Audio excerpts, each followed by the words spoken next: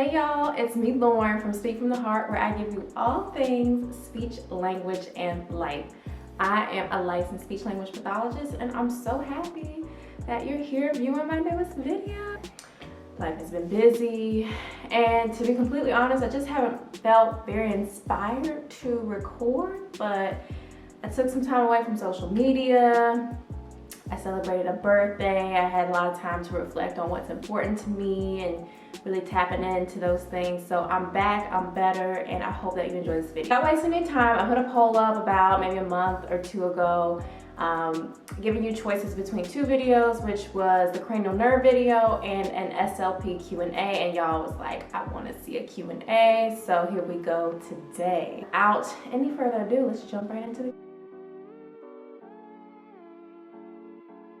Alright, so the first question, someone asked, I'm starting my first clinical placement at a pediatric outpatient clinic, any tips? So, if you've watched my video, if you've been a long time, you know, you've been rocking with me for a long time, you know that I started my career working with pediatrics, but I'm now working with adults. And so, it's a little hard for me to give a good answer for this, but I would say, in terms of working with pediatrics, really brushing up on the different phonological processes. I remember that there were just so many of them, and some of them sound the same, and they look the same on paper, so that would be kind of like my first tip, but I can also drop down below some of my favorite pediatric SLPs on Instagram and here on YouTube. One of them is Classic Casey.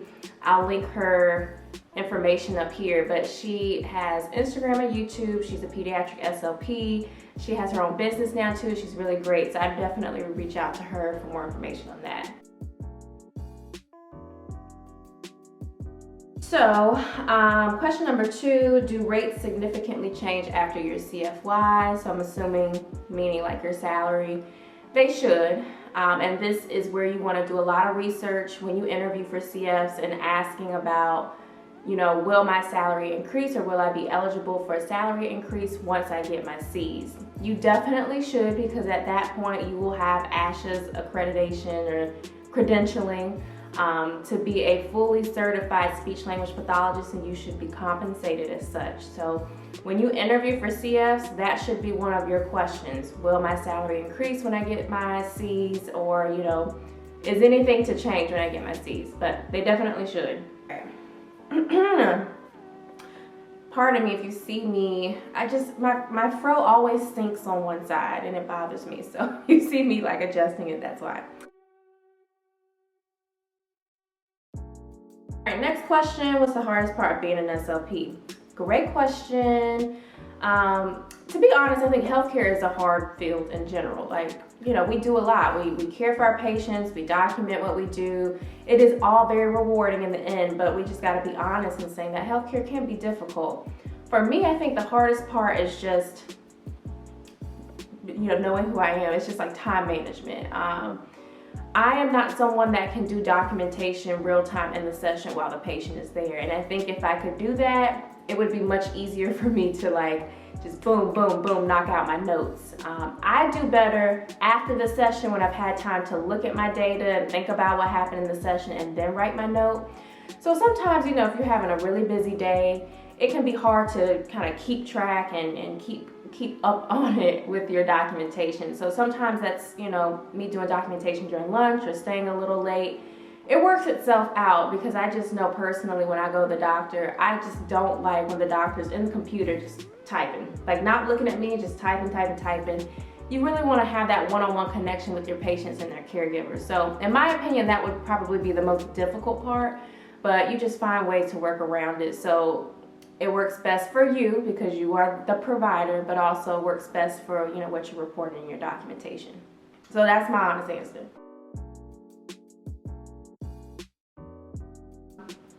All right, next question. Are pay rates worth the schooling time and money? That's a really good question. Again, being completely transparent and honest, when I did my CF and started working as an SLP, I did not feel like I was getting compensated fairly. But at that time, I didn't really know how to advocate for myself in terms of what I felt like I deserved. Working for the government, though, I think that you get compensated fairly well for what you do as a speech pathologist, given how long you were in school, typically 6 years, 6 to 7 years, depending on, where you come from in terms of your educational background. But I think overall, we just have to get better at advocating for ourselves. We go to school, we get an undergrad degree, we get a master's degree, we do a 9-month clinical fellowship year. You have unpaid clinical externships, at least 2 or 3 of them in grad school. You have to get all these hours, 400 hours? So you should really be compensated fairly for what you do and the training and the value that you bring to a rehab team. And so I do think it's worth it. I genuinely love being a speech pathologist, and I think that everything that I've been through and in terms of like the schooling that I've done, I think that it all is worth it. I do. I know that was a really long answer, but I do think it's worth it. I really do.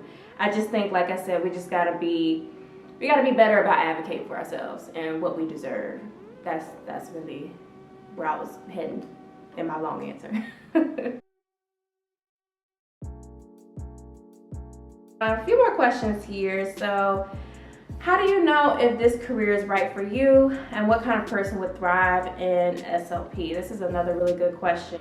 That's a good question because sometimes you don't really know if you like something until you're like in it. Like, I don't know if I like saltwater pools until I jump in it and swim around in it, right?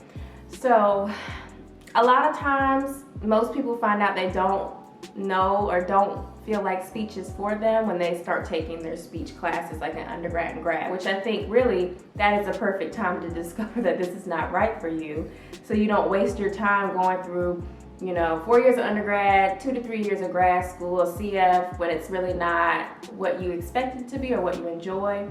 So really see how things click for you when you start taking your speech-related classes in undergrad. Is it really interesting to you? Don't necessarily worry about if it comes easy to you, because that's what school is for. You are exposed to the information, it gets embedded in your brain. But take an inventory and say, is this really what I can see myself doing every day until I retire? And even when you get into grad school, asking yourself, can I see myself doing this every day until I retire? Is this something that brings me passion? Is this something that brings me joy? Start asking yourself those questions early, again, so you really know if this is right for you. And then as far as like what kind of person would thrive in SLP, I think it's someone who obviously is kind and compassionate, who is not judgmental, because we see so many different types of patients. And somewhat empathetic. I don't think you need to be an empath to be a speech pathologist, but I do think you need to be able to connect with people who come to you with their trauma and really just kind of unload on you, because it happens all the time. I know with my patient population, I work with veterans, and veterans oftentimes have a lot of trauma in their medical history and things that they're dealing with. And sometimes it's being a speech pathologist and a social worker and a counselor all in one session. So, thinking about, can you handle those things, if you ever are faced with those. And again, taking personal inventory of what your personality traits are, what's important to you, what you're passionate about, and seeing if it aligns with speech therapy too.